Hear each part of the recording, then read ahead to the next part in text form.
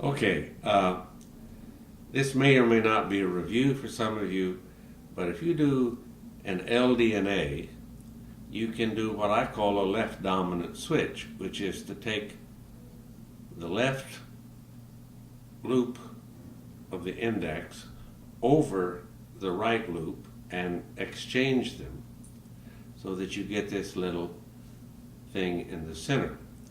And then you can check to see what you are making by a simple up through, and you can see that you have that center there. Perhaps we roll this once, twice, and then we end with the interweave net. And when you do that, you see you get this little funky little thing in the center. There we go. And that is a very interesting sort of design motif. And you can decide that you're going to do it twice. So let's left dominant switch, twice. And then we will go up through the thumb, up through the little finger, rotate twice, and do the interweave net.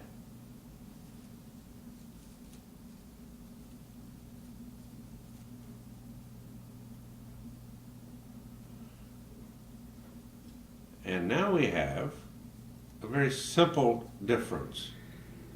If I can pull this out here so you can see, there are these little hooks around that you have introduced into the figure. And it's an interesting figure, but I would like to see, well, it doesn't come out as easy, but I want to do it so that I leave my string in the proper fashion so when I do it the next time I can use it. I want to get a little longer string and do the similar kind of thing in a for loop environment. So in a for loop environment, I can do first the index and then the middle finger and then up through, and then instead of doing that twice, I go up through with the two inner fingers, and there I have a more complex reality. And I can finish it with a for loop interweave out.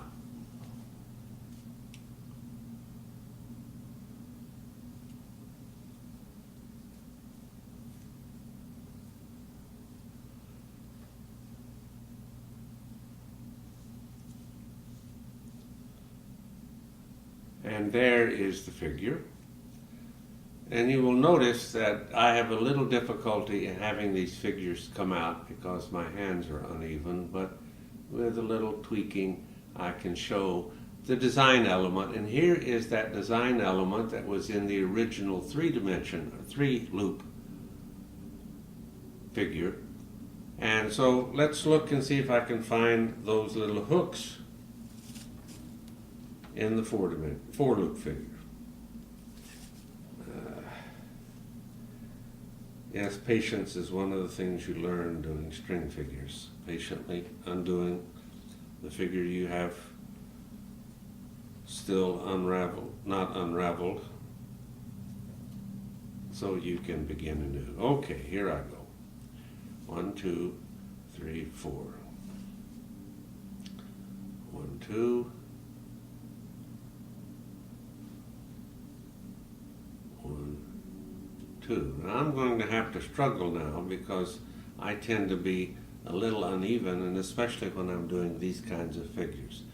Well, I should have been rotating that once and twice. Well, let's do that. Rotate once and twice. I should have been doing that all along, but I didn't. But I was showing you, there we go. See those little hooks? Let's see if I can pull them out.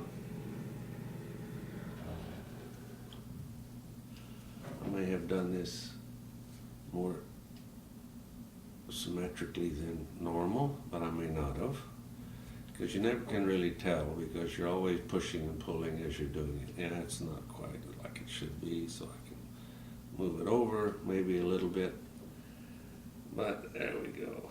Okay, let's try to do that now. And there you have those two little down there and those two little ones up here. But the thing that I find interesting is if you look at those two top ones there, one is looped down, one is looped up, and these are both looped down. Those are the kind of anomalies which I don't quite understand, and I will try to figure out by changing my formulas and what have you. But there you can see how those are weirdly asymmetrical, and I don't quite know why.